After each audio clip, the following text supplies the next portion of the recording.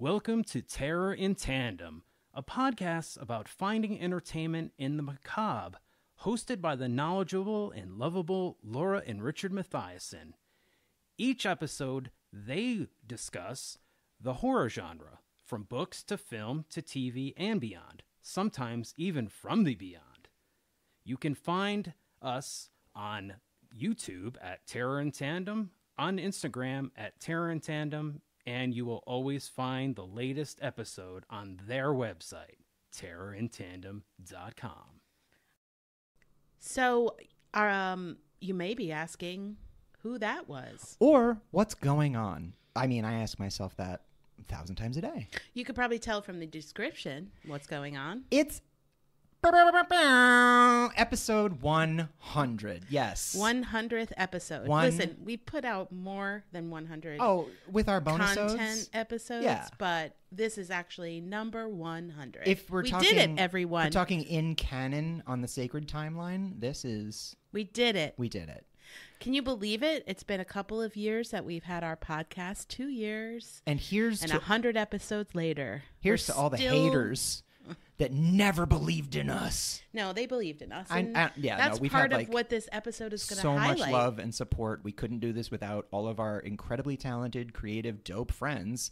And yeah, exactly. That's what we're doing. We're especially proud of the people we don't force to listen, who listen out of their own hearts. Although we do appreciate the ones that we have, whose pets we have stolen. Yeah, and promise to return after they listen to a certain amount of episodes. Right. 100, I think we have to return. You'll get Mr. Fluffernutter back when you subscribe. I'll be glad to get those birds gone. Yeah.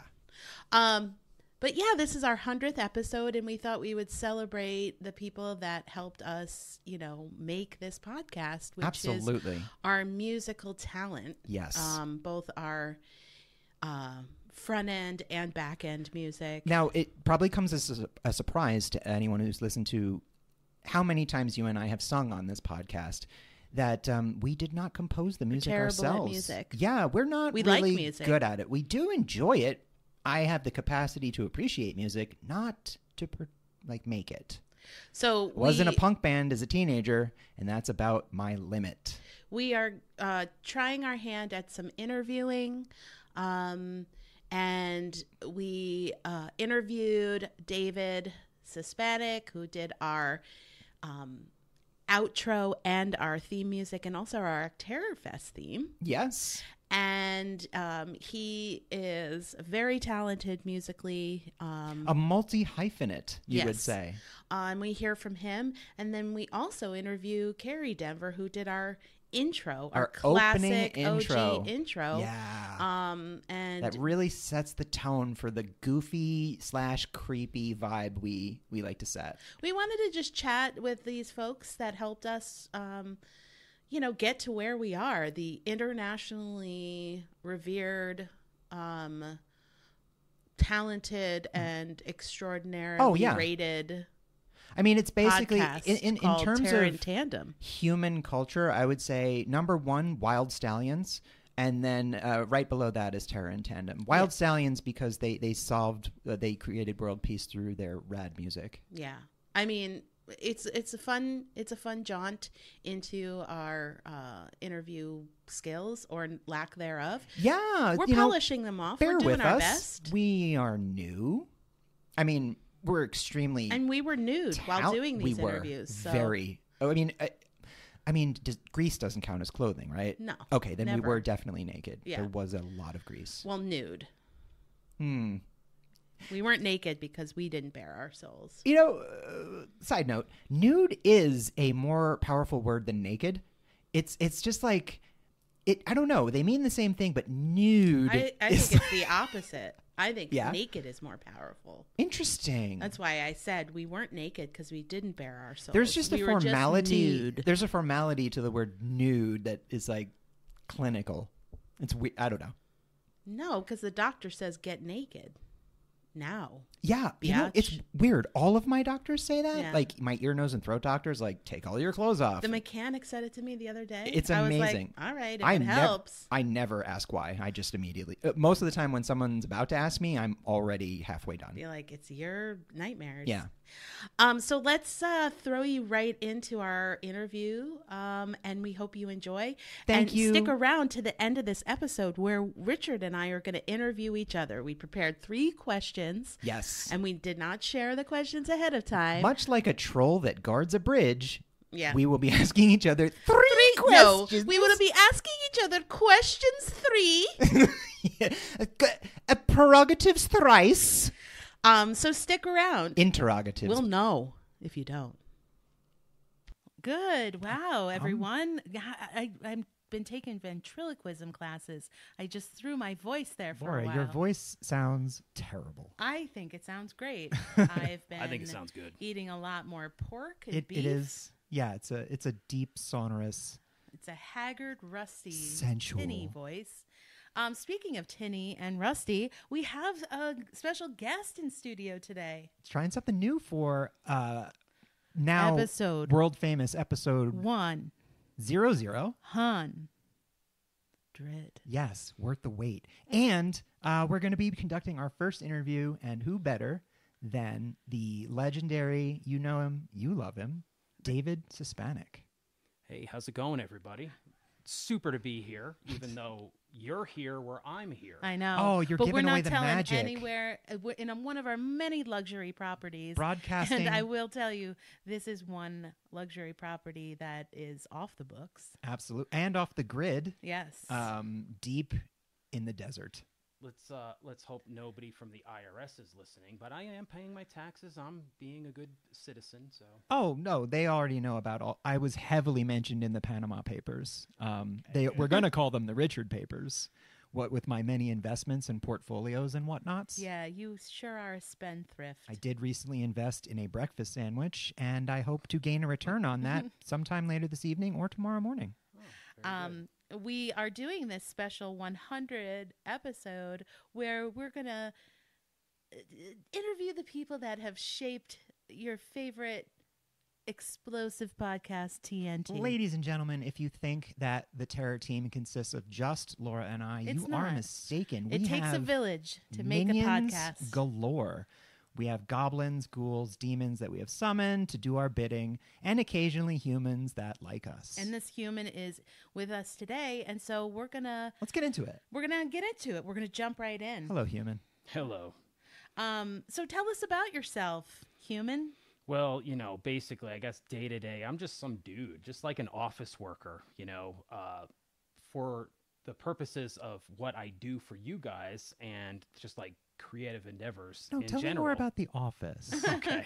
Well, I mean, and I don't mean to minimize that, of course. I mean, the office work that I do. You're no trad wife, I'll tell you that much.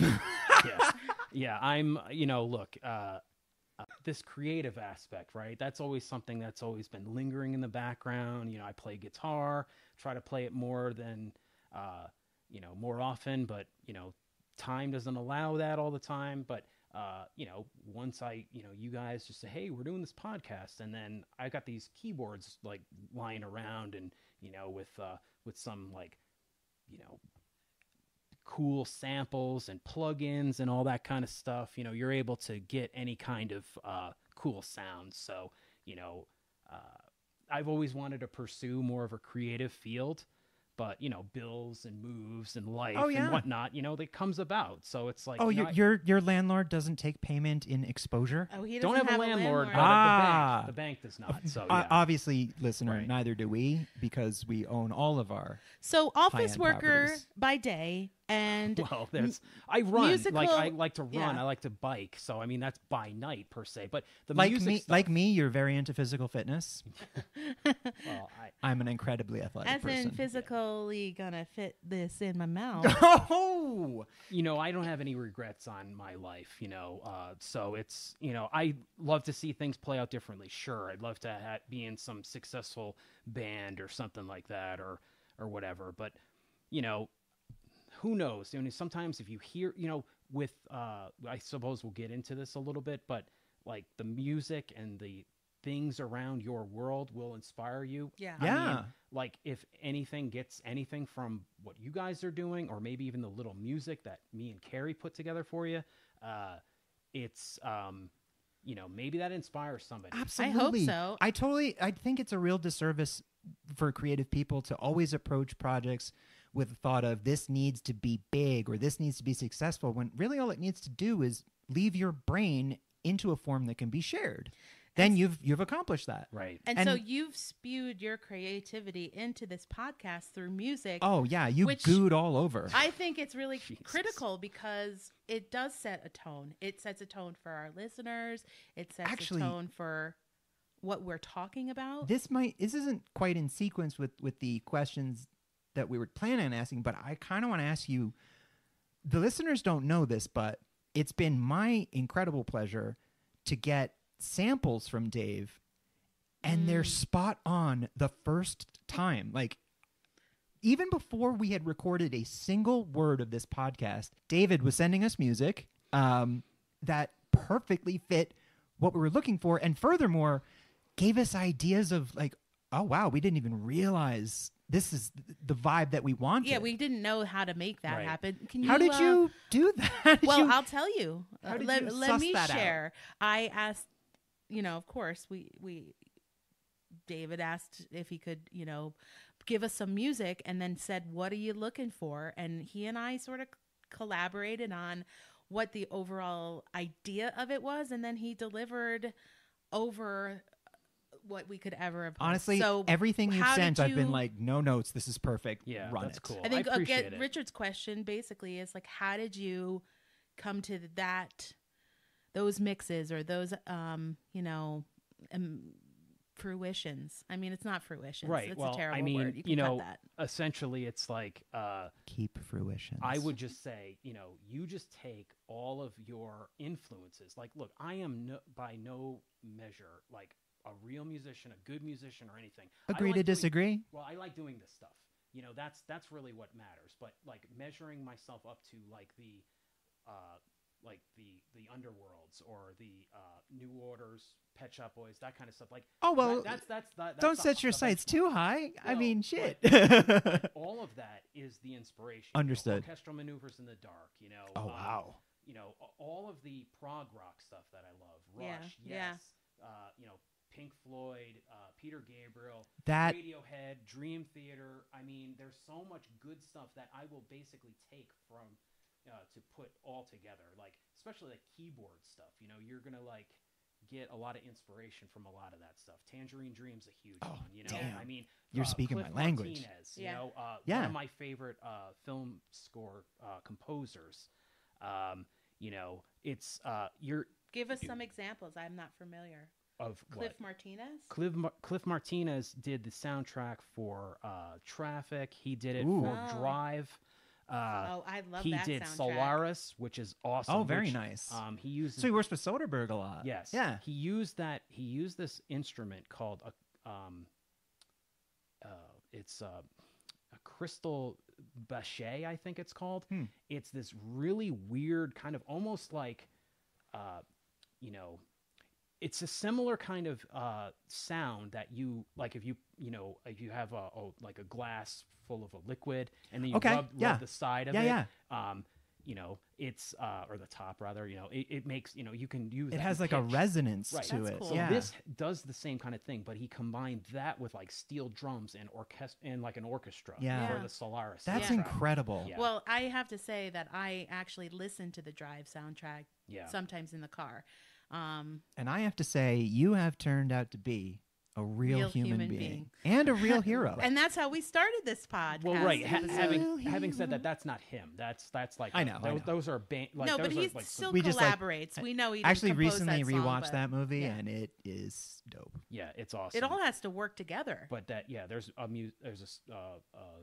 piece called Rubberhead, which is awesome. It's really dark. There's like, you know, because Ryan Gosling's character in that movie, he ends up like putting on like a bald head mask, and he crashes a car, and then later on he uses that in a scene where he basically kicks the crap out of somebody. It's one of Ryan Gosling's grittier films, which he's really good in. Yeah, he hardly even speaks in that movie. I recently just watched Only God Forgives. He has like says like 6 words in that movie. A Place Among the Pines, which was actually filmed in Schenectady.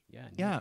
Ryan, we know you're listening, and we do thank you. Yeah, thank you so much. We're going to see the Fall Guy, Ryan. It's been a real pleasure to track the trajectory of your incredible career. But he's actually really great funny, too. Yeah. Anyway, we digress. Enough about Ryan Gosling. Also, every time I think of David, musically inclined Hispanic, I do think of Ryan Gosling. And that is an interesting middle name, David. Yeah, I would also have to say, for what he did for the Blade Runner soundtrack, Vangelis is another one. That was another. That is one of my favorites. Okay, yeah, so now I am familiar. Blade Runner OG or 2049? No, OG. He did the OG Vangelis. Blade Runner. Yeah. Wow. Really? Yes. I like the Denis Villeneuve version too.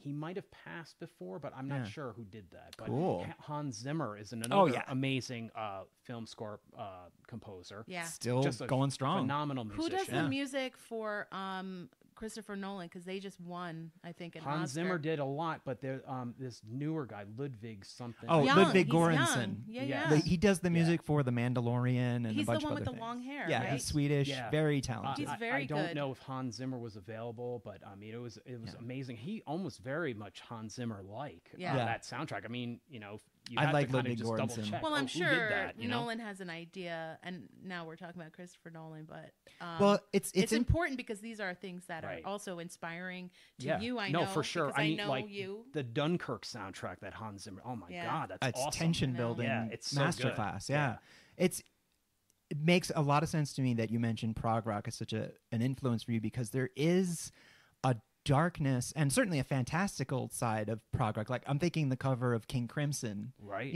That is a horrifying painting, and a lot of the lyrics are pretty dark. Yeah. Right.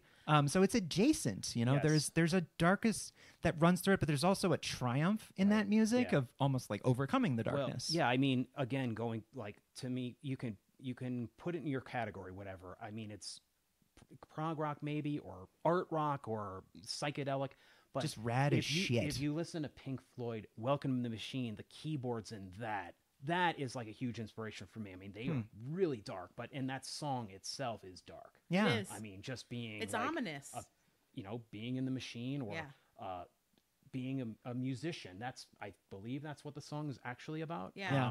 But the keyboards in it, amazing. So, you take from if you're doing something creative, almost every artist will say you basically take all your influences and you will name check, and you will basically, but you want to do stuff original, Yeah. For sure. Yeah. Which you do, David. I will say, don't worry there. Yeah. Yeah. You've always been that way. I'm speaking from knowing you for a long time. But I think probably our listeners are wondering now, like, what's your relationship to the podcast and to the podcasters, and why did you want to be part of it? Well, you're my sister and my brother-in-law, so I am. What? Who? There you go. Plot twist. The DNA results have just come in. This is an M. Night Shyamalan moment. I mean, look, he was dead the whole time. It would be nice to see you guys succeed in something like this. You're doing it would be nice to see you succeed in something. This is a project of passion, something that is like, basically, I was speaking with Richard earlier this morning. We were talking about, what do you listen to on the way to work? And the podcast, it's like I listen to ones that are like long, well-established ones, like Rich Roll, one of the OGs, and Guy Raz, the How I Built This. I mean, these ones have been out there for a really long time. Yeah. So they didn't start out like, we got all these listeners, we have all these advertisers and stuff, so I want you guys to succeed. Hopefully I can do my little 20 part. years from now, it's going to be terror in adult diapers. Well, I'm going to jump in and tell everybody that Maybe David's done the outro of every single one of our straight up episodes. He does the commercial jingle, which is a favorite. Yes. Yeah. I have to say, bias, but I love the commercial jingle juxtaposed with the topic of the commercials. Could not possibly have it's asked so great. for better music to write our weirdly dark bullshit too. He also does the intro to our Octerfest. Hell yeah. Yeah. And the outro, Oh yeah, it's which is that. very John Carpenter. Yeah. Right. Which is Well, when again, I first heard it, I you know got what? so Actually, happy. that I'm glad you mentioned him too. I mean, you did mention this in your John Carpenter episode, but a lot of people don't know. It's like, oh yeah, he's director. It's similar to Clint Eastwood. He does the music. Yeah. He created the music. Oh, which is like, his Lost Themes I mean, albums are you looking fantastic. for something else to do, dude? You know, but Yeah. he is. It's amazing. The Yeah, Halloween Clint, theme. my God, he, you are like he 100. wrote that. You know, Yeah, the yeah. Halloween theme. It's I know. awesome. Just It's be amazing. careful. Yeah. Well, Watch that hip. we're gonna get some sponsors to pay for this spot, and then we're gonna come right back with the rest of our interview for our 100th episode with brother OG Music Man.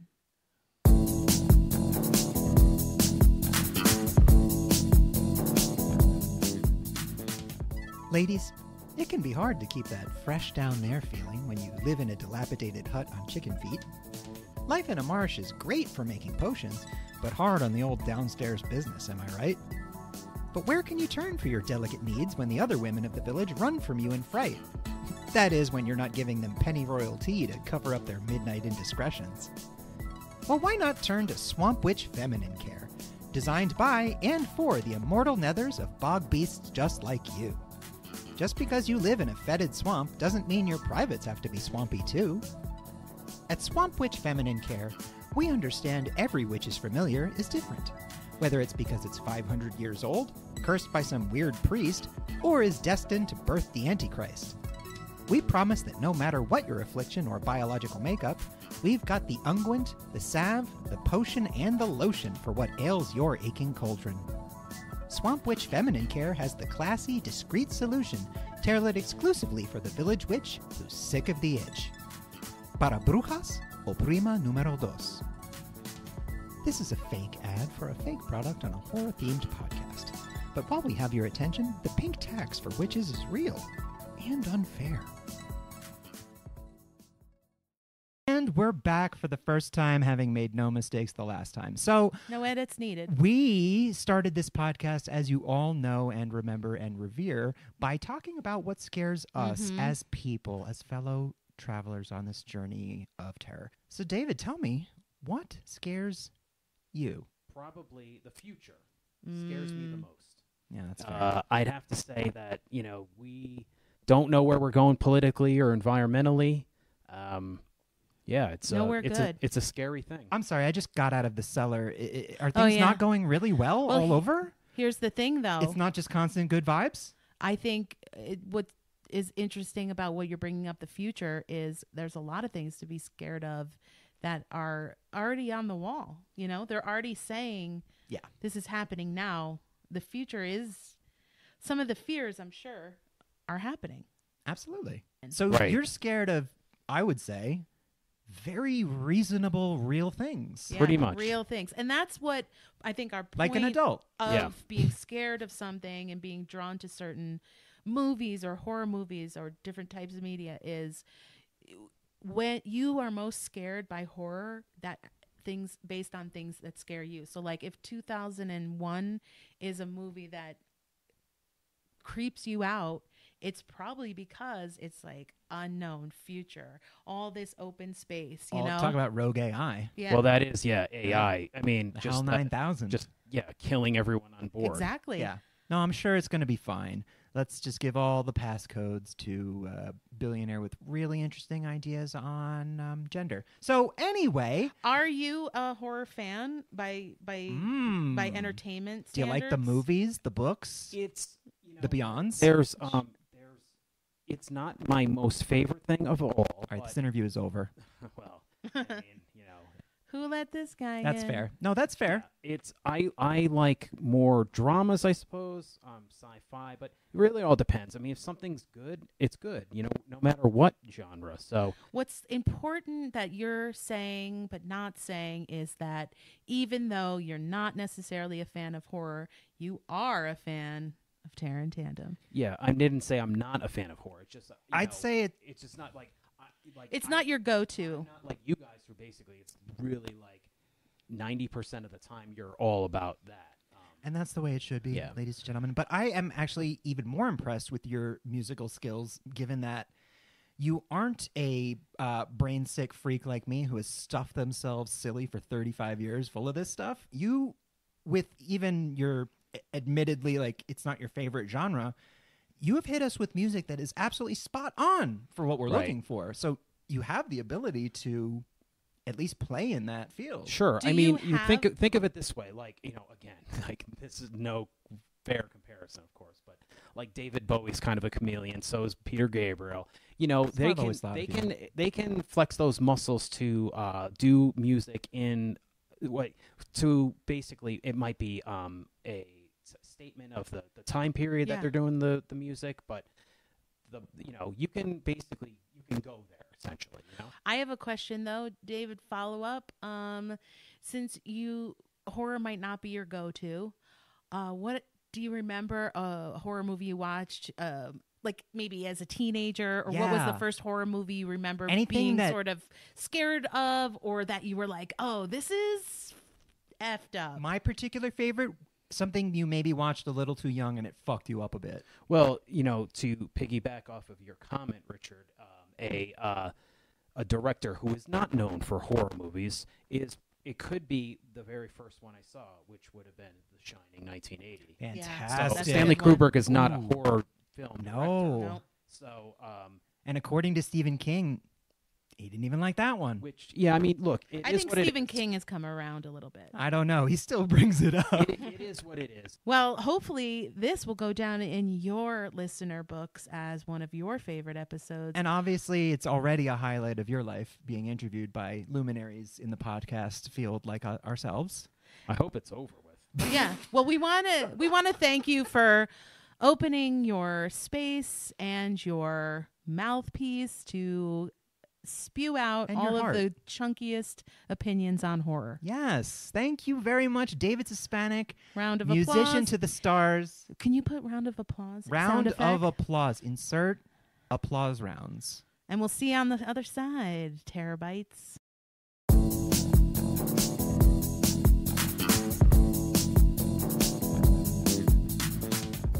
Looking to add some excitement to your Halloween party? Want to add some frights to the night? Well, look no further. Hire Brian. Brian can handle all of your wishes for a hauntingly good time for any style of party you might be hosting. Need a scary clown? Hire Brian. Want a secret stalker to scare trick-or-treaters? Brian is your man. Mad scientist? Scarecrow? Masked monster? Brian is up for all of it. Since completing his stint in a disreputable penitentiary, Brian has been fine-tuning his abilities to morph into what you need him to be, living up to his given nickname on the block, the Chameleon of Chaos. Brian is cheap, sometimes coming into your home for free. Brian will come and go as he pleases, sometimes without your knowledge. How easy is that? Depending on what you need Brian to do, he may add some of his own unique flair. Brian has a way of sticking with you, so tell your friends. We are not responsible for any damage, death, or dismemberment that Brian may or may not cause. Just go with it. Hire Brian. If you don't, he may show up anyway. This is a fake ad for a fake product and a horror-themed podcast. We do not condone nor endorse what Brian does that might be immoral or illegal.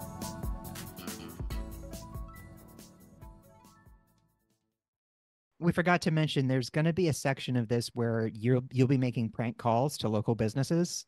Okay. Yeah, it's very funny and timely. Yeah. I remember my Jerky Boys. I think I can do a couple of those. I bet you can. Hey, What's going on, then? Hey, guy. So everybody, we're here. We're back. We're live with another guest in studio in one of our many studios across the nation and internationally. I'm proud to be in one of your luxury properties right now. Yes. Actually. Yeah. I mean, joining us from his bespoke, hermetically sealed bubble. You guys have your own kind of tiny homes that you actually, give to other people. Luxury tiny homes for other people to use. We do that on the side. There are thank you for shouting out our tiny Terra in Tandem tiny homes. Yeah, most of those are for observational purposes. They are heavily surveilled, and it's a bit, a lot of people baked sourdough during the pandemic. I gave tiny homes to people and watched them. We do have remote buttons. You're into it. Yeah, I mean, we do have remote buttons to those tiny homes that start to slowly close the walls. Yeah, and like ceilings. We can pump in hallucinogenic gas if things start to get a little stale. They're escape homes. Yeah. I'm thinking of that. The Scarecrow thing from Nolan's, Batman. Exactly. Yeah. Where the people sort of see really horrible things like maggot faces instead of real faces and stuff. Basically, it's played by Oscar-winning Oppenheimer, Cillian Murphy. So for those of you that are new to the pod, welcome. This is our 100th episode. Our 100th episode, guys. Extraordinaire. I'm so jealous of you, listener. Yeah, if this is your first episode, you decided to start with a good one. So yes, in studio today we have one of our fantastic creative musical contributors, and I will argue one of the linchpins. That's a terrible word. I don't want to use that. One of the keys to our pod starting, because he was very encouraging, is our own Kerry Denver. Hey, welcome. Hello.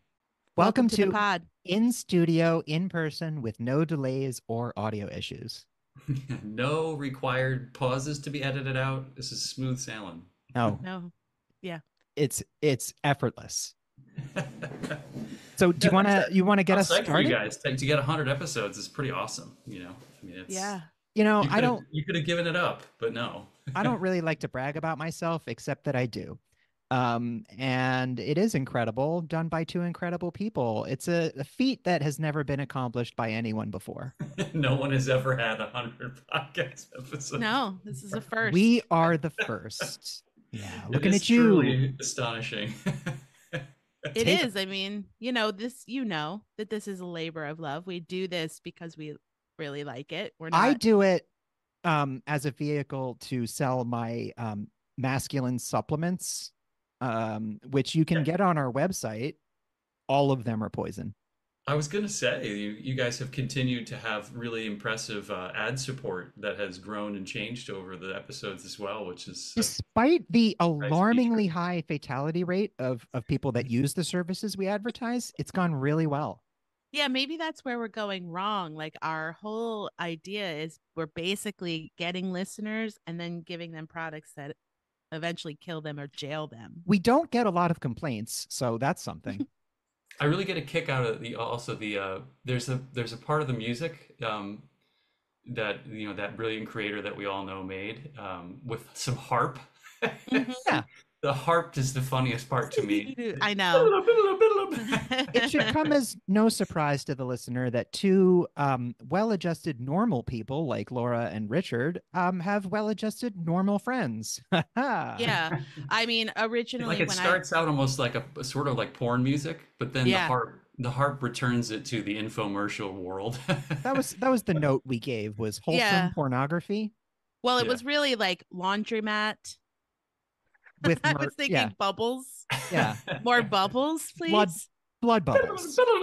Yeah, filled with blood. So tell us, who you are. I mean, we've been talking, but you haven't. So why don't you talk for a designated amount of time until we interrupt? Tell us about yourself. Yeah, okay. Well, I mean, I've known you guys both for a long time. I'm just a dad, husband, engineer. Hi, Dad. Do this. And as far as the creative stuff goes, I mean, I don't know. That's like a lifelong struggle for me. I think that, everybody has a little bit of creativity, but in my case, it's like some people, I feel like the faucet is really turned on high. They're just constantly creative. For me, it's like a drip. I'm like, absolutely. You don't come across that way at all.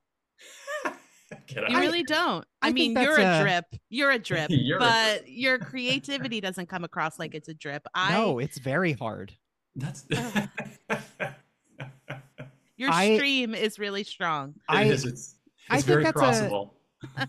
That's a common misconception with creative pursuits is that it just comes to you. I think even people who are born with a certain amount of ingrown talent, the ones that succeed are the ones that really work. Yeah, you got to keep at it. I mean, I've listened to tons of, interviews with musicians and creative people, and they'll talk about the same struggles that I have, but it ends up feeling like they have their little Shangri-La moments more often than I do. I'll be like, oh yeah, here's a good idea, and then 3-4 months later, I'll be like, okay, maybe that's a good idea. Listen, but are they also like successful engineers on the side? Do you know what I mean? On the side. Like that's the thing. That's the thing. Your creativity isn't your career. So yeah, it's amazing that people can make it that, that blows me away. That is cool. Yeah. I do think that self-judgment is a big thing. Like I think every creative goes through that. I'm not like talking like I'm some super, known creative. I've heard this said a lot. Like the no judgment thing, I think is huge. So, with a phone, for me, one of the key things is you take a phone, and if you think something is even half, quarter, micro good, just, sing it or play it into the phone and then forget about it, and like come back and listen to it 2 weeks later and decide whether you think it was any good. But like, just don't do the no judgment recording. Mm-hmm. I think that works for almost any art. You could do it for sketching, just like no judgment, which is really hard to do. Like for me, it took me years to not just look at it and go, that's a piece of shit. And just like, do you just throw it away at that point? Do you throw it away, or do you just put it aside? I used to throw them away. Now, damn. Or I would lose them. Like in the past, I'd have an idea and I wouldn't record it. And now I record them. And if I don't like it, I just leave it. I leave it there and I don't do anything with it. And so when you're angrily crumpling up papers of discarded notes next to a roaring fire and drinking out of the bottle, that's what I'm assuming your creative process, and like throwing a glass against the wall and screaming. And he's got one of those recorders next to him and he's like, take a note. No, that's an excellent point though, the about self-judgment, about how often we limit ourselves before the world even has a chance to judge our work. I really think it's true. Yeah. And hey, folks, the world will definitely chop you down to size. It does not need your help.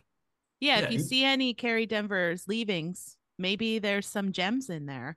I'm picking up some Kerry Denver spoor, and I can tell you just walk through here because there's a half discarded song. So that's one of my favorite words, SPOOR. Yeah, yeah. It's such a weird. It's such amazing a weird. How hard it is to bring up organically in conversation. So that's your creative process, is like recording in audio apps, or I did it a couple different ways. So like during COVID, I had a few months of actual inspiration that seemed to keep coming. Part of it was just like, we're all inside, we've got nothing else to do. I had the piano in this little office here. I have Ableton and this program called MuseScore, where you can put notes onto Canvas the traditional way, like not Canvas, but Staff. That's awesome. And it was basically just me playing around. And a lot of little things were play around experiments, which actually took the judgment and put it over here. Cause you're like, I'm just working on process and exercise. I'm trying to learn this program. I'm trying to fiddle with something. So you're like, you say to yourself, I don't care how good this thing is or whether I like it. I'm just doing it to follow the steps. And then when you're done, you go back, you're like, oh, I don't hate that, Yeah. So you take the judgment away, you move it to the side. I call that the barf draft. It's the first draft of anything. You just write it as quickly as possible. You don't think about editing it, because it's so much easier to rewrite or edit than it is to face a blank page. Yeah. It's much easier. You get it out and then shape it like Play-Doh. Did you have music lessons when you were a kid? No, but my mom and dad both had music and instruments around, Yeah. You had the music in you? It was in me and around me, inside me. It's always against me. Yeah. It really seems like it penetrated. Yeah, it was a deep penetration for sure. So, Kerry, building off what you said about the sort of perspiration side of creative work, how do you get started with a new project? Is it intentional, or is it just sort of something that happens and you start working on it? Yeah, for me, it's often I'll be sitting around the house in some kind of routine that doesn't feel particularly fertile. I'll be like, I should go play the piano. I should pick up the guitar. It's a sort of I get in an I should mode, or I just end up. Or sometimes what will happen is I'll be on YouTube or listen to music and I'll hear something inspiring. I'm like, let me see if I can figure that out. Like, can I figure that little thing of notes out? And I'll go up and sit down in front of the piano or in front of the guitar and start fiddling. And then sometimes I figure it out and then I'm done and I put it away. Sometimes I don't figure it out. I'm like, wow, that's too hard for me. And other times I start mucking around and then just some random couple of notes comes out. I'm like, let me just keep on playing that. And then the original project of going up goes away and I'm just fiddling around with a couple notes or a couple sounds. For now, I've reached the point where the goal is, can I just get a 10-second snippet of some idea and I'll record it into voice notes on the phone, and then, like I said earlier, just let it marinate for a bit. That's sort of the process, because I feel like that the extended sit down for an hour and have lots of stuff out that you hear some stories of creatives have, I don't tend to have. So I'm like, let me just take the drip, get the drip, and then don't overthink it. And just get it down. You just have to see where it takes you, like a river. To work put them together with the process that works for you. So for your guys' theme, I mean, what that was, I like the habit I had gotten into during COVID was I would put together like little short ditty things and I would share them with my brother Paul and my dad on a voice message. I'd say, check this goofy thing out. And I might say some things that I think about it and we'd go back and forth. On your theme, what I had come up with, before you guys ever asked me to make it, was I was fiddling around with a little piano piece where the idea is that, it works with, diminished intervals and harmonic minor. And I'm just playing around with certain sounds that to me sound like a combination of sad and kind of eerie, Mm-hmm. In fact, the working label for the little thing that I made for you, I called it Hauntin' because I was trying to combine like a nice sound melancholy and a sad one. That's and that was my goofy name. I'm like, and I even said something about how the name was goofy, but it's just sort of a mental place mark for what the thought was as I was filling around.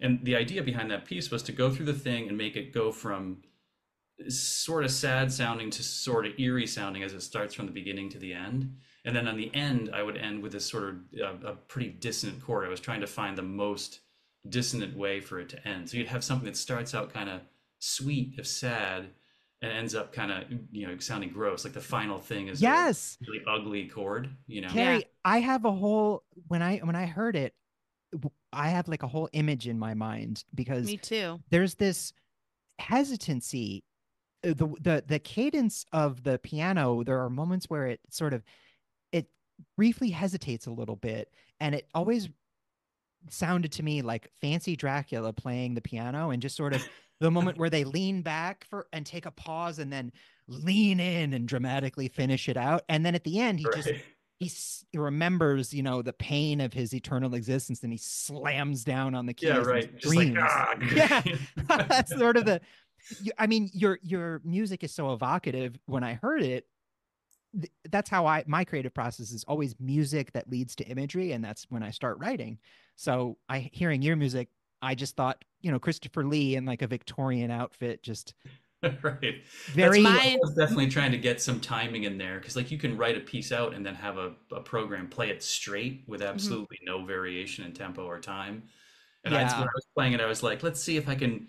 Like, I'm not a piano player, but you can imagine like the cartoons. Remember the Bugs Bunny cartoon where exactly messing around with the conductor? The conductor is very self-important and slowly leaning into his thing, and or the classic Tom and Jerry. That's actually my favorite. It's the Tex Avery Tom and Jerry where Jerry really messes with him with all the pieces in his guitar.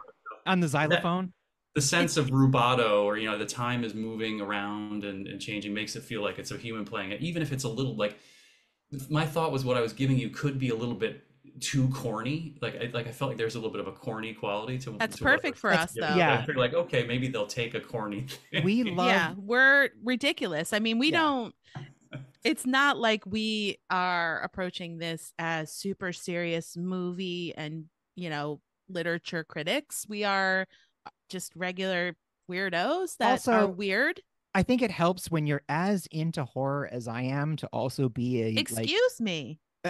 No, listen, you're really into horror, but I'm like alarmingly into it. Yeah, so, like you could be on lists. Yeah, I think it helps to have a personality that is not scary on its own. So adding a little goofy in there reminds everybody that what we're talking about is very fake and for fun.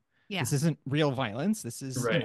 Right. Well, I want to share my imagery of what I think of when I hear the theme that you created, Kerry, which is still like sort of Victorian. It's like you go into this velvety dolls room. Yeah. And there's like a little tiny like piano, like an old little piano. And you see like one of the dolls playing the piano. And then all of a sudden the doll turns around. And that's the scream. That's the end. Yeah, that's with like sewn up eyes.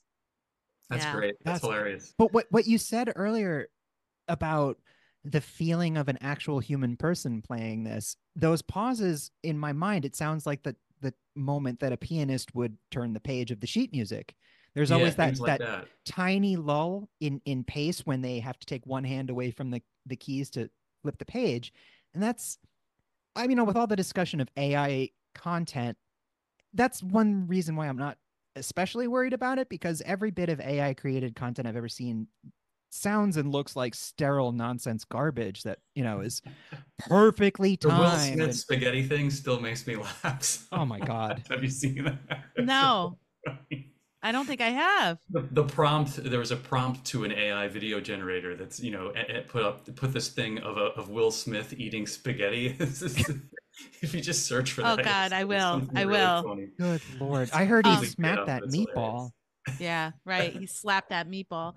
There's one other thing I was going to say. What was it? It was, the other thing that I was aiming for, which I don't know if I told you guys this before, but it's sort of a pet peeve of mine.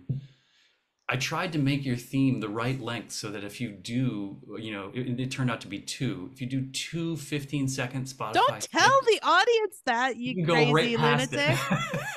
Without missing any of your guys' content. I mean, you guys must listen to other podcasts. It drives me crazy. Like if you hear a theme, you're like, I don't want to hear that theme. Bump, bump.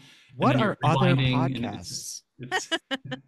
Yeah, I honestly, some of the podcasts I listen to don't have long themes. I would say one has almost a full song interlude. So yeah, that makes sense. I mean, don't you find him skipping them? I do. Like and you love the podcast. You're like, okay, the theme is cool, but I've heard. And let me just get the bump, bump, bump. And I like. Having said that, I do want to make it clear that anyone fast forwarding through the masterpiece of Kerry Denver's dead work, to us. You're a Philistine art hating piece of crap. Yeah. Just to tell everybody in the audience, you've been listening to our podcast from day one. I would not just consider you a contributor, but you're a fan, which we really appreciate and we encourage. But I hope that obviously we know you outside of this very professional relationship we have with you. No money was exchanged. You did this out of the kindness of your heart. And, you know, I think this 100th episode is as much yours. Well, not as much, but partially yours. A small 15-second portion. Yeah, you can have as well. And once you get to the end of this interview, you will then get your son back alive and well. But no money was exchanged. Fully shaven. No, fully shaven, right? That I know that you was didn't his ask choice. for that. That is just a service we offer. Everyone we kidnap, we will return to you in a state of grace, fully hairless, completely shaved, fresh from the womb. I mean, what's interesting is since you are a dad and we are talking about how we've kidnapped and shaved your son, what does scare you? Like, what is the thing that when you think of your core fear, what's the thing that scares you the most? Yeah, I think, you know, I was trying to figure out what a good answer to that would be. I don't know if I have one, but to me, usually it's not anything that you'd see in a horror movie per se, or maybe it's just one I wouldn't know about and you guys have to tell me, but I tend to think of it as just the actual real awful shit humans do to each other is, to me, like the stuff you find in horror movies, I often find almost funny, you know, and entertaining, but not, it doesn't feel like a real scare. You go to it for fun, you know? That's the exact appeal for me is, when people are curious as to how I can watch, you know, intense, terrible things, my answer is this is understandable and fake. It has rules. It is separate from me. I will take that over the horrors of everyday existence any day. Kerry, is it like psychological things that people do to each other or physically violent things or like just really fucked up things? It's probably all those, but like it for me, it really comes down to, like, as a kid, you had asked me, in some preparatory things about like early horror movies that I remember. And I feel like all the ones I remember from when I was a kid have a kind of, horror fantasy underneath them that as you get older anyway, or at least as I got older, I'm like, oh yeah, that's sort of a fun horror fantasy construct. Even something like, Amityville Horror or, Poltergeist, or these movies I remember from when we were kids, which are some early ones for me.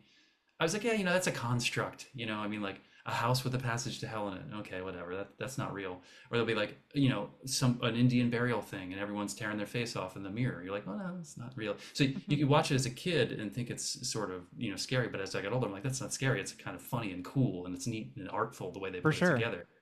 But then if you see what real people have do to each other, like people driving over a crowd in the beginning of Trump presidency, or things like that, people who kidnap kids and do shit to them, like that stuff's scary, I would say fascism is a little scarier than the possibility of Cenobites coming out of a puzzle box. Yeah, as cool as they are, like listen, your laissez-faire attitude towards Cenobites is exactly how they're going to get you, Kerry, and I've been warning you for years, but just keep messing with fate. What I think is interesting about that whole Hellbound, Hellraisers, Cenobite thing. I remember Hellbound. I watched Hellbound the same day I was confirmed.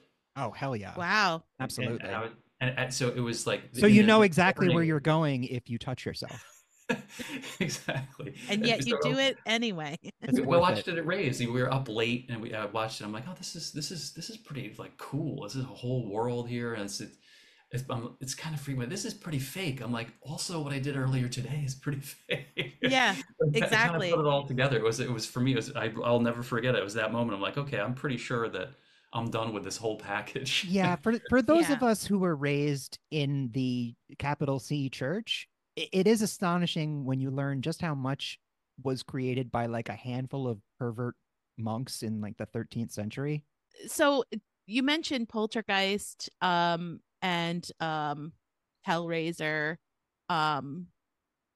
Is that like the first horror that you ever watched? Yeah, I think Amityville Horror and Poltergeist, and also like there's what is it, early Howling or the Howling. Oh yeah, that like with Dee Wallace.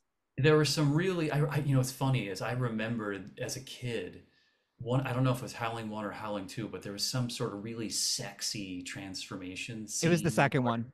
I was like, damn, like that's not scary. That's kind of hot. Here's the thing. The Howling 1 is a legit classic horror movie directed by Joe Dante. The Howling Part 2, also known as The Howling 2 Stirba Werewolf Bitch, I'm not making that up, is mostly famous for having Christopher Lee in it for a couple of minutes and having a boob shot that they looped during the end credits like a bunch of times. So when you're watching the end credits to this piece of trash direct-to-video movie, it's just this woman whipping out her boobs like over and over and over again. It's the same shot. Like, okay, very 80s of you. Does I can feel the 80s in my mind because that was on like HBO or something. I just want to know. Yeah. All the good ones were on HBO when we were a kid. I wanted to be in the meeting with the investors, trying to get money to make this movie, and you go, "Oh, it's called Stirba Werewolf Bitch." Can I have $1 million, please? How old do you think you were, like when you watched this? I mean, 80s, so 10. I saw Amityville Horror it must have been out for years before I saw it because I think it was out in the late 70s. So I'm guessing that had been out for 3, 4, 5 years. Maybe I saw it on HBO. Maybe I saw it on TV somewhere. Maybe I was 8 or 9 or something like that. When did Poltergeist come out? What year was that? 1984, I think. 84, 85, something like that. Yeah. Or so maybe it was around the same time. And I remember 1982. How do you feel about horror now, Kerry, in your life? Do you watch horror films or shows or anything? Not a ton specifically, but I do find that horror is making its way in little snippets or bites into other things. So you can watch a thing that might not be classified as 100% pure horror, but has like a horror bit in it or something. In Cenobites? Yeah. Cenobite size? Little teeny Cenobites. That's amazing. You guys, we have the a new last one I sponsor. watched was probably. It's funny. You guys are kind of good and interesting about covering this stuff. That the different kinds of horror, and sometimes I feel like things are pretty blended where I'm not even sure what they are. But like I Absolutely. watched Prey. Prey. Like I that don't was a tend good to. one. In my head, I almost don't think of those as horror, but it probably qualifies, right? So I It's mean, I a saw it's a mashup. I mean, it's action. yeah, Yeah. you get a bit of that. You get like there's training montage or preparatory trap montage. That We it has a lot of things. something I always really like about the horror genre is how many subcategories there are. Yeah. So many. I mean, Yeah. it's One thing crazy. I There don't is like about something the for horror every genre weirdo. is that a lot of things I think can roll into horror that for some reason, and maybe it's marketing, maybe it's, people's resistance to getting rolled up into horror because I mean, one would argue that Stephen King is one of the best writers of our time, regardless of genre. He's never won like a Pulitzer Prize or, Hmm. really Yeah, high the literary snobby. recognition, Yeah. but his writing deserves that. I've read a lot of books. His writing deserves all of the acclaim, regardless of genre. And so I think when he is typecast in this horror genre, which he's done very well in, and a Hmm. lot of what he does right is horror, it almost doesn't have as much legitimacy than something that is considered like, one of the New York Times Oscar best-selling. bait. Although I gotta say, I think a lot of people, a lot of people's favorite movie is The Shawshank Redemption. Mm-hmm. Yeah. It's surprisingly popular as a favorite movie for people. Like you ask people our age, like dudes, so what's your Yeah. favorite movie? I think it might be Shawshank Redemption. Not a horror But and not a full like a full novel either. It was just a It's a short short plenty story, story. right? plenty of Yeah, just horror like in there. Stand By Me. Also, Mhm. Stand By Me is not only an incredible movie, but the short story is Well, incredible. I will argue that Rita Hayworth in The Shawshank Redemption is so amazing of a piece of literature beyond just the film. The film everyone loves and it's great, but you have to read the source material because there are Hmm. things that happen. And when he is chipping away at the wall behind the Rita Hayworth poster in the written work, it is so nail biting because he is so close to getting caught Oh wow, all the time. that's And cool. that doesn't the come across Shawshank in the film Redemption, at all. it's one of those like litmus test movies for me too. When I'm talking to somebody of a certain, let's say, social political persuasion, and they're like, "Oh, I love the Shawshank Redemption." You're like, "Oh, the movie that very clearly is against mass incarceration and the whole crime and punishment bullshit you're screaming about." Yeah. Definitely, definitely. You seem to have absorbed that message. That's the other thing too. Stephen King is constantly on the cutting edge of social commentary, and he does it without any restraint. Yeah, the rare Yeah, I old loved your guy that guys' can Stephen look King back series. and I think it was my favorite. Like you guys did 4 of them. I think you probably could have done 8, and I would have listened to all 8 and been. I mean, to me, it was very revealing. There's so much stuff about him I don't know in a lot of his books. I haven't read very Yeah. many at Same. all. You guys have read Also, I feel like same. you guys have read everything. I don't know, but I would love to have claimed I read everything Stephen King has written, but I would not have any time to read anything else. And I the he's coming out with a book in May, yeah. another collection of short stories. Would you be comfortable sharing with us a moment in your life, not like a serious personal, but a moment that you where you really were scared, just had the breath taken out of you, your heart skipped a beat? yeah, let me Are you that think. kind of person? Because I'm very easy to scare, but I know other people that are pretty stoic. Was it when we first met? What's funny is there's nothing particularly, you know, macabre or romantic about this one, but I do remember one time where I was riding my bike here and I was an inch away from getting hit by a speeding truck, Yep. like I really feel like it was about this close and I didn't see it at all. I was zipping through an intersection. They were zipping through, you know, it was really close. And like, I didn't get freaked out until after, like I was I was 100 feet past and I stopped. I'm like, I could have really just been a just a stain on the road. It was like it was really close. Wow. Yeah. So that was an after the fact sort of, take your a second. adrenaline. You were and so like, shocked. Like the adrenaline kicks in, Your sweat, Yeah. your palms sweat, and so you don't feel that way like when you hear like a cop will come up behind you and then Scooby around you because they're in pursuit of somebody else, but you think for a second that you're getting pulled over. You don't feel that way. Oh, you mean like a quick cortisol release where I've had like with those quick cortisol releases on the highway. I'm like, wait, is that guy for me or what? Yeah. Those are really short. Like when you're frantically trying to jolts. scrub the blood out of the upholstery in your car when the cop is behind you. Then you notice there's like a skull fragment that you forgot. Ugh. It doesn't have to be perfect. You don't have to eat off it. So annoying. All right. Well, thanks for joining us, Kerry. We really appreciate you. And, as always, keep listening. And looking forward to the next 100. Great job. Keep making that music for us for free. Yeah. Bye, everyone. Later. Hello, everyone. We hope you enjoyed those interviews as much as we did. We did. We had a lot of fun doing it. Thanks to David and Kerry for being such great sports about it.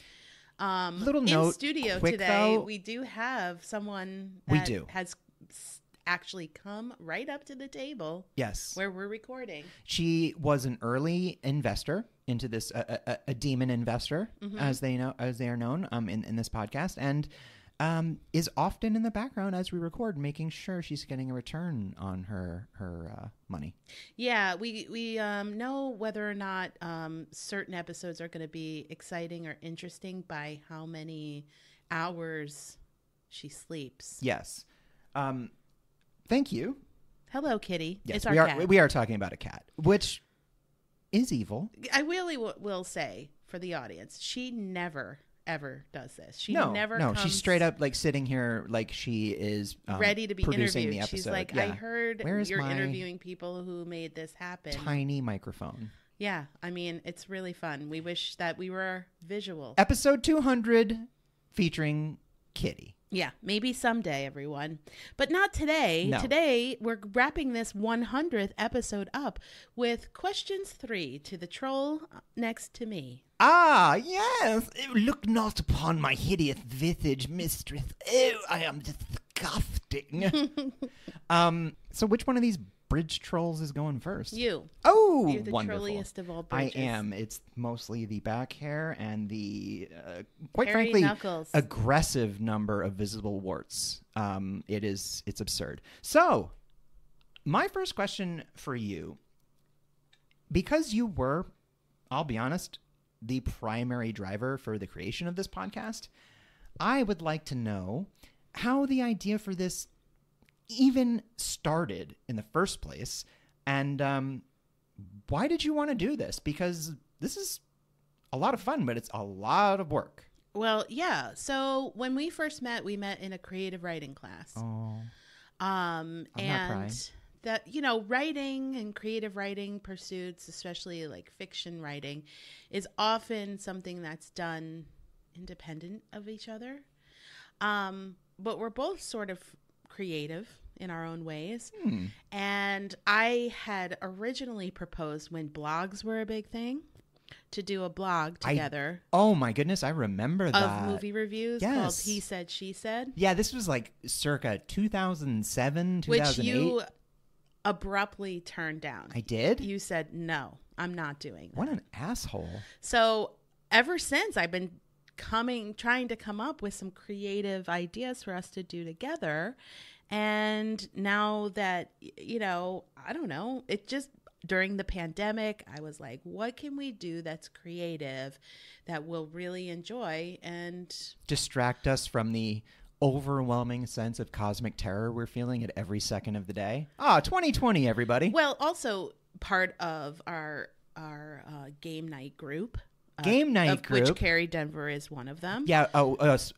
We should announce our bias is that Kerry Denver is part of our game night group, which is a thing that cool adults have. Yeah, they do. It is. It is. I'm cool. not ashamed. I love our game Why would nights. I be ashamed of the nerdiest thing that makes me happy? Anyway, we proposed this idea. We put it out there, and everybody seemed to think that it was a great idea. I think even maybe one person might have said, you guys should do a podcast, like just an off the cuff joke. And then I just ran with it. And I thought, what better topic than something that you are really in love with and that I also very much enjoy, and I can bring things to the table that you can't. Absolutely. So, and then you really loved the idea. And it just snowballed from there. And I basically was like, oh, good. You want to do a podcast? Well, here. And I opened up a box and it had all the podcasting equipment. That was my favorite part. Okay. I want to apologize to women in general, because basically the only way to get a man to do something is like make it happen and then sit them down in a chair. That's how this you really did make this happen. I did. And I'm so grateful. But you really embraced it. Oh, thank you. Met it right where it needed to be. So, I mean, you've put forth all the effort that learning how to edit and do all that stuff. So it is, for me, I'm sorry if this is going to make anyone vom a little bit. It's an absolute joy to not only spend time with you, but do something creative together. And I'm sorry younger me poo-pooed the idea. I don't know why he did. Maybe I just don't like being happy. Maybe. Welcome to Richard's Therapy Corner. You want my first question? I do.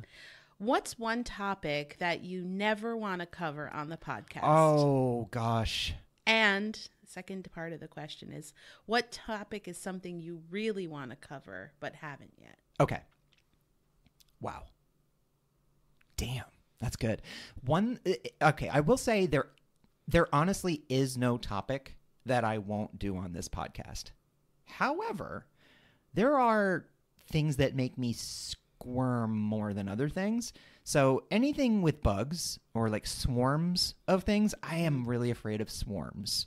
So bugs, jellyfish, anything that attacks you en masse and takes little bites out of you, rats,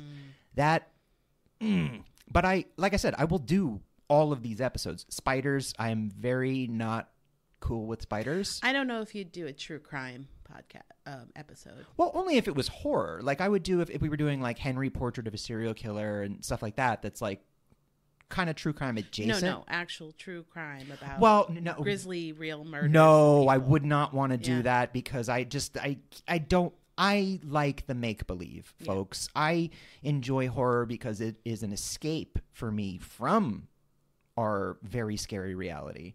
And true crime is, I don't mean to yuck anyone's yums, but I'm not comfortable with it. I just feel like that's someone's real tragedy, and I don't want to derive enjoyment from that. So true crime and bugs. But what about bugs involving true crime? Oh, like real life bug murderers? Yeah. Yeah, like John Wayne Grasshopper. Yeah, right.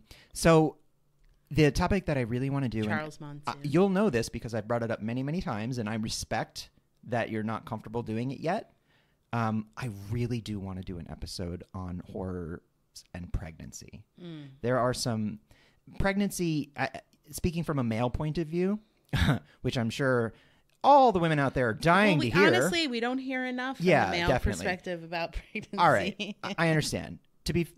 That's fair. That's fucking more than fair.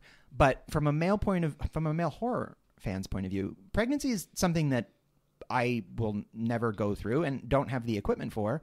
And it's like a Cronenberg movie to me. The ways it changes you, your chemical, your hormones, your moods, your body. It's fascinating. And there have been some really incredible and very hard to watch depictions of the female experience of pregnancy, of motherhood before the baby's born, and of, really examining how difficult it is to be a mother and give birth in our wonderful modern society.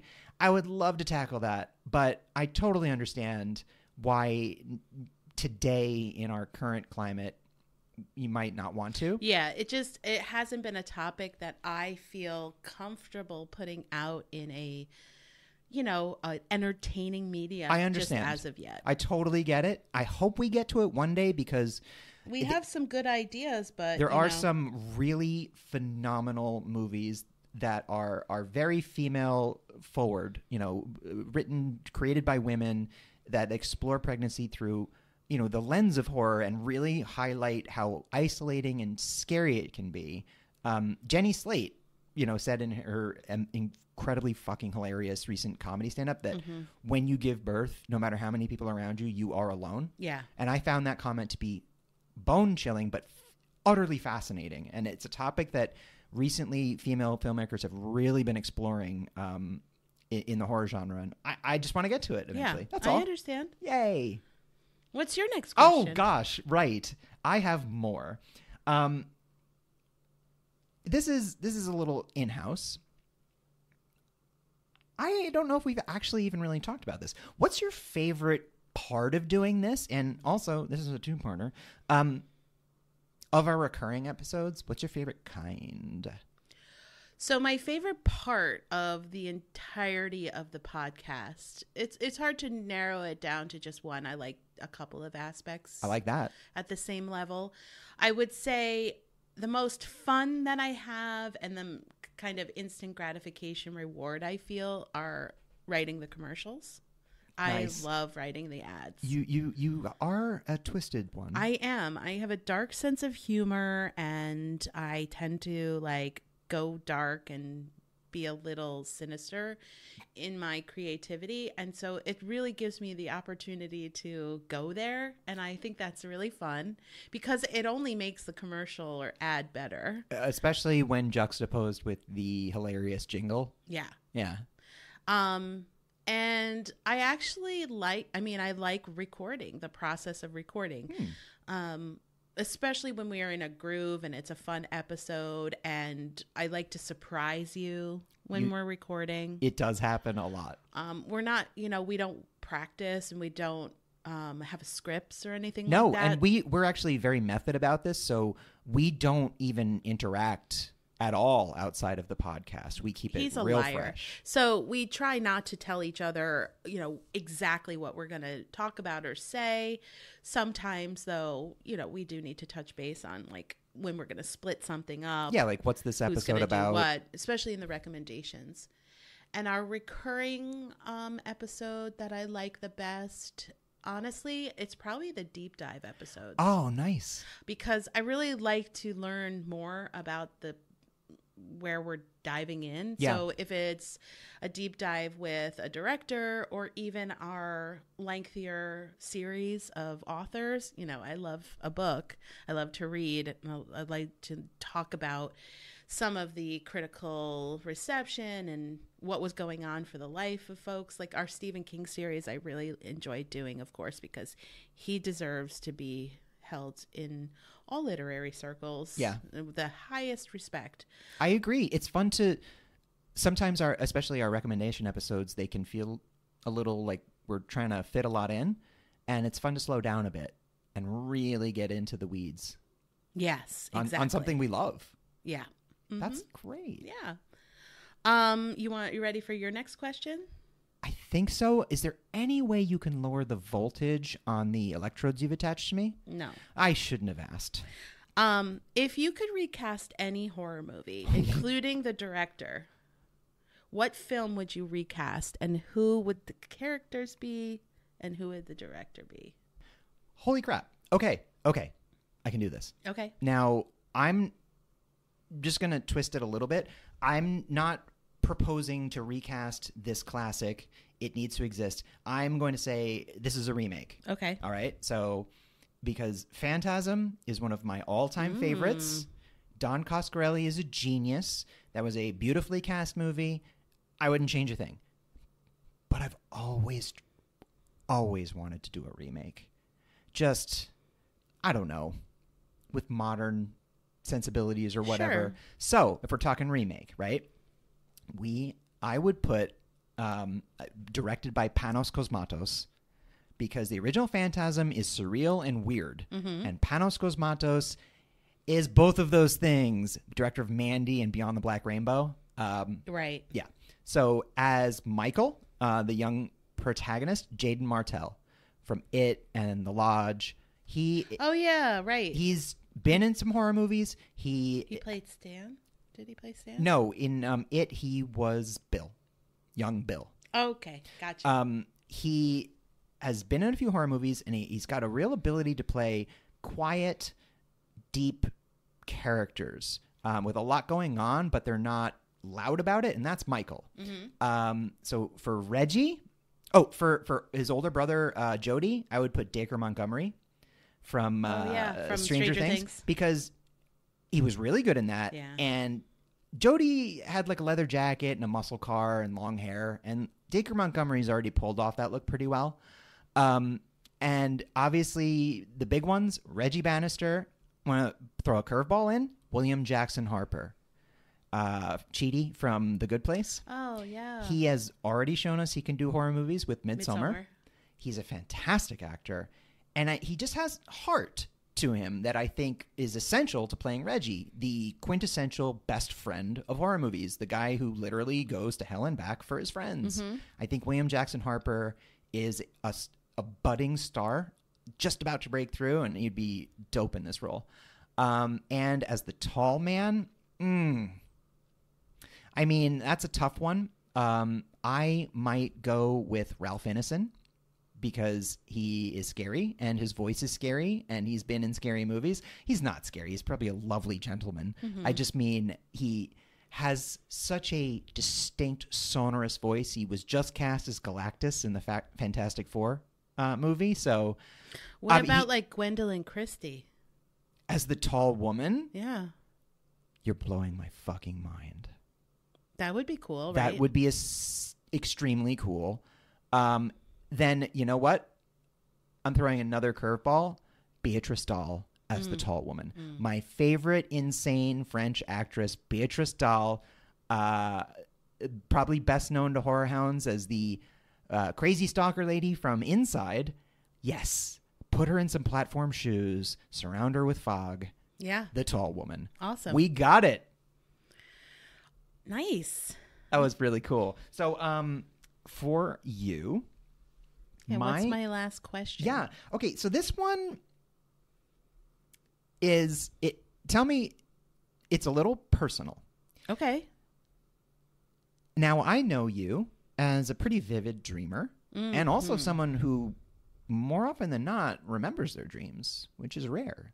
So I would like for you to describe to me the worst nightmare you've ever had and why it fucked you up so badly. I think that I'm not going to say it like a specific nightmare that I had. I did have a recurring nightmare when I was a kid, which was there were like militant lobsters marching outside of my bedroom door, and I wasn't able to leave. I'm sorry, trigger warning, everybody. This got real. But it was scary. I mean, I was a kid. Yeah, militant lobsters. So I would say thematically the nightmares that scare me the most are ones where I'm trying to get somebody to help me or do something or like believe me, which goes to the heart of what scares me. It's also your favorite kind of horror movie. Is not being believed. Yeah. Is, when people are like, oh no, you'll be fine. When I'm telling them, no, there's something behind you, and they're like, you're silly. Stop trying to scare me. And when I know something's happening and I'm trying to convince somebody, and that constant like basically screaming at people and saying, no, it's really happening. This is actually happening. Like, I know there weren't actually military lobsters. Militant lobsters. Yeah. Yeah. Outside of my bedroom. Very aggressive lobsters. If there were, no one would believe me. And that is raising one really red what claw. Scares me the most in my nightmares. And so when I wake up from that and I'm like, I was just trying to get somebody to get out of this house or follow me through or not go in someplace. It's a horrible feeling. Yeah. Yeah. I know that scares me too. And even hearing you describe it is honestly making my heart beat a little quicker. And it does play to one of your favorite thematic devices, which is the unreliable narrator. Yeah. which I find very interesting. Or the perception of the unreliable narrator, which might not be unreliable in my nightmares. I might be telling the truth and nobody's believing me. Exactly. I want you to know that if you were to come to me and say something like, Richard, there are zombies, I wouldn't even let you finish the sentence. I'd be like, I'm in. It's fine. I believe you. I'm down. Let's go. Let's do this. You say that. Let's do this. I already have a bag packed. Sometimes, though, I'm like, no, I did already ask you for this. Or when you're like, oh, no, I know that I put that. Oh, don't mistake my general forgetfulness for, like, if you were to say, hey, Richard, vampires are real, I would already be sharpening a steak while you're finishing the sentence. Well, hopefully we won't have to test that. I'm just saying, I got your back, boo. Thank you. Do you want your last question? I sure do. And again, please, is there any way you could maybe let me sit upright in a chair instead of hanging upside down from these chains? I stole this from actor, comedian Mae Martin. Oh, this is a question they typically ask on dates, they said. So if you had to prepare, you have 1 year to prepare, would you be able to survive one night alone in an abandoned mall after I let Hannibal Lecter loose in that mall? No, absolutely not. No. Not even for a second. Are you fucking kidding? It's Hannibal Lecter. You could spend a year preparing for Hannibal Lecter, and Hannibal Lecter on his way to the mall will just think of something that will blow all of your plans away. He's a next level genius monster. He's a god of death. Yeah. There is no escaping. You're just spending a year fortifying a mall for fun. Because that's all it is. Yeah. Hannibal Lecter. I mean, you don't get to fortify the mall. You just have to plan and figure it out. Where you would hide? Would you fight? Would you? I would spend that year just fucking off and doing whatever I wanted, because with the absolute certainty that at the end of that year I am dinner for Dr. Lecter. Yeah. So no, God, instantly dead. Okay. It's important. Fair enough. I think it's important at this age for a man to know his limitations and be comfortable with them. And I am no match for Hannibal Lecter. Well, Mae Martin said they were out on a date once and asked the person they were dating this question. And the person was like, oh, yeah, absolutely, I would survive. And they were like, but Hannibal Lecter has a file on you. Yeah. They have a file on you. You're talking Hannibal Lecter, the guy who convinced his cellmate, the guy in the cell next door, to swallow his own tongue by suggesting verbally he do so. Yeah. So, no, I don't think a guy that can make you die by talking to you is survivable. Although you know what I would hope is that he would make a really nice dish out of me. Maybe. Like, that would be something I would like and enjoy. You know, a little chicken fingers, like Richard Wellington. Richard fingers, yeah, exactly. Dick fingers, perfect. So before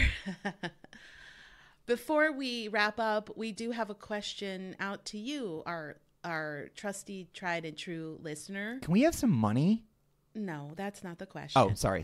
The question is, please let us know what topics in horror you would like to see. We would on love this pod. Love to what hear that. What do you see our next 100 episodes to be? Obviously, our taste is impeccable and beyond question, but we really would love some suggestions. We've got a whole new slate of new episodes coming up and new topics. Really good stuff, y'all. Continuations of our deep dive series and our make remakes.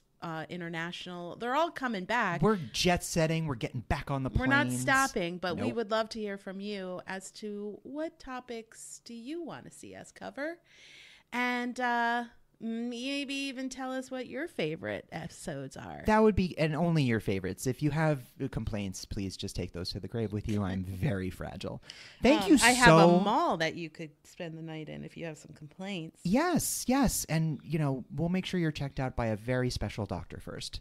Thank you so much, Laura, for making this happen. This is like one of the great joys of my life. It's something I really love to do. It's brought me so much happiness, and it's because you basically burn the ships at the shore. You were just like, this is happening. We're doing this. And I'm so grateful.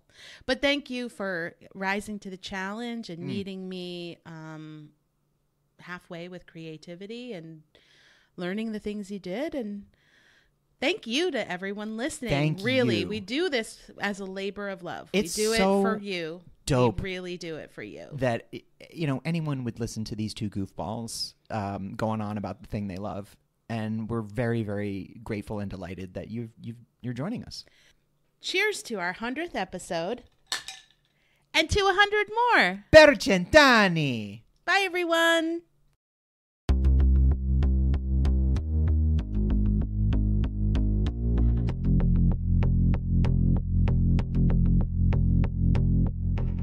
Terror in Tandem is written, produced, and recorded by Laura and Richard Mathiasen and edited and mixed by Richard Mathiasen. Our theme was written and performed by Kerry Denver, and all other music was written and performed by David Hispanic. All opinions expressed on this podcast are our own and should be taken as such. Thanks for listening, and please remember to give us a like, a review, and subscribe wherever you get your podcasts. See you next time. We're